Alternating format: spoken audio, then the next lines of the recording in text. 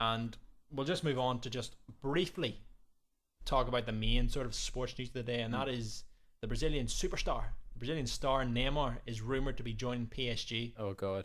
Actually, can I put in just before I forget? You remember you talking about PEDs, performance enhancing drugs? Yes. What do you think about the bans in place for using performance enhancing drugs? Do you think are you well familiar with the about the penalties levied against people taking drugs in UFC, for example?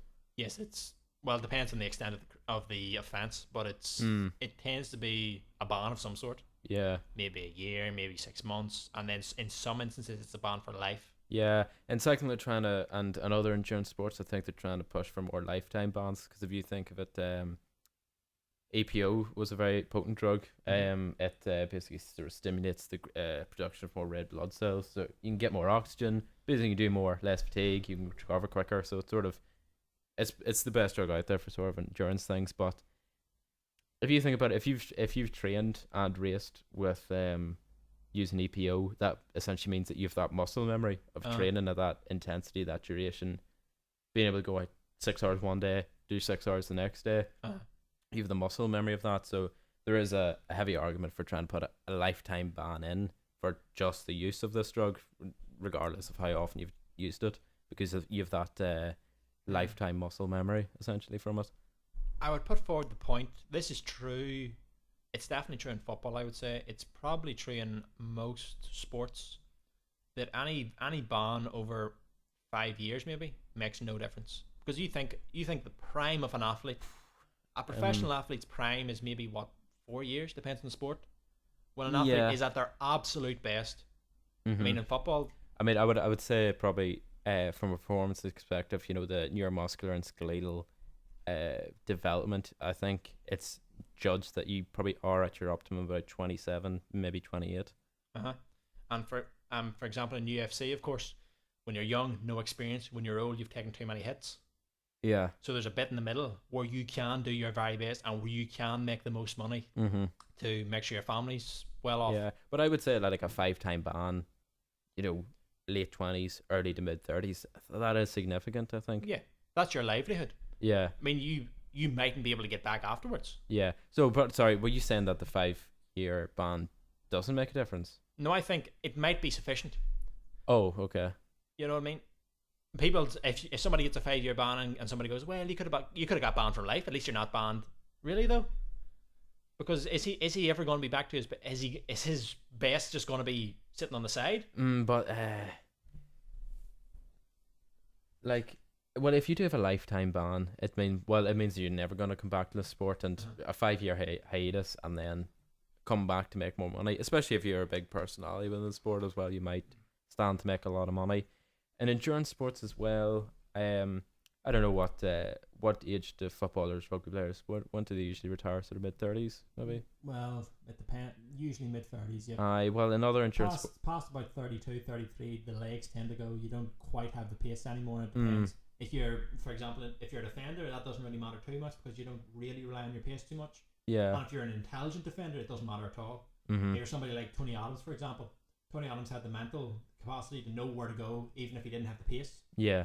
So he didn't have that much pace. It's that age again. He didn't even have that much pace to start off with. That trade-off between experience and, what would you say, output? Yeah. So Adams didn't have any pace to start with, so when he lost the little that he had, it didn't really matter that much. Mm-hmm. So he was able to go on for a good while. Same with, for example, John Terry, the Chelsea captain. He was able to keep going as a very successful defender. So you could argue that it's about 32, 33 for a footballer. Yeah. I think in other endurance sports, you can't really get into your early 40s. Chris Horner, he was a pro cyclist. I think he actually won the Vuelta a España, which is sort of, the Tour de France essentially. It's there are 3 Grand Tours in the calendar. There's the Giro d'Italia, Tour de France, and Vuelta. They're basically like 3-week tours, and whoever has the lowest aggregate time over those 3 weeks is the winner. He won his when he was 41, I think. Really? Which is phenomenal, Obviously, it raised some question marks as well.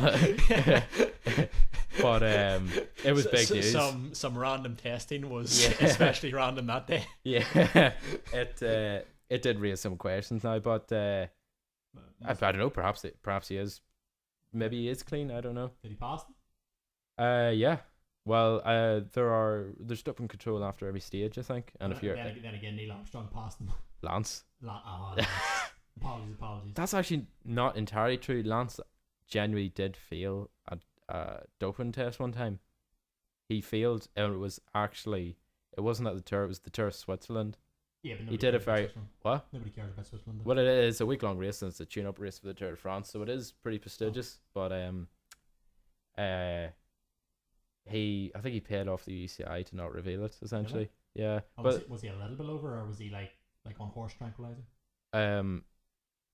no, I think he tested positive for APO, but I think the dosage I think is irrelevant. If there is, So if there's any, it's... yeah, well, if there's any artificial EPO, Oh right. you know, I can't remember exactly how they tested it. Not going to go on those details. Can't really remember it. It's sort of like the ratio between old and new blood cells, and then you can determine was there a likely external stimulus here or something like that. But yeah, he failed a doping test, and I think it was generally known. It was actually genuinely known among all pro cyclists, all managers in cycling teams, all people high up in the UCI that it was happening. But it was such an extensive problem, and it would have hurt the sport as well. Cycle's image. Yeah, but also if you think of the deals that Lance Armstrong got. Yeah, it's like sponsorships. Yeah, like sponsorships, like Trek, like Nike, whatever. Millions, pretty much. Yeah. Do you think, like you would be paying people off if you could keep those. Yeah. It would be an advantage. That would be an investment. Yeah, it would be an advantage not to reveal what's happening here.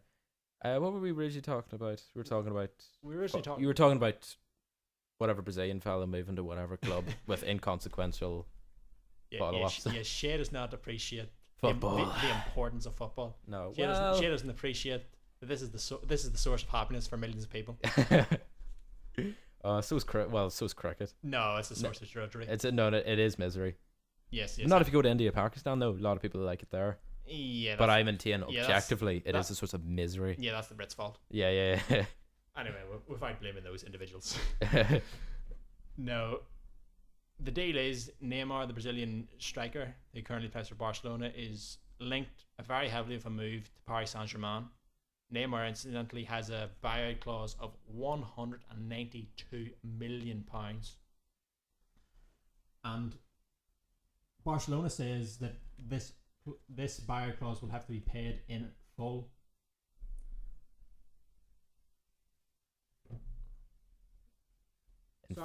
Sorry for that interruption, folks. There was a bit of technical difficulties. And so Neymar has said to his training ground, has said his goodbyes. He didn't train today. He's gone with his parent, and he's gone with his father and his agent to sign. I'll just have to interrupt you there. And Smash Mouth All Star is calling. We're gonna get on that quickly.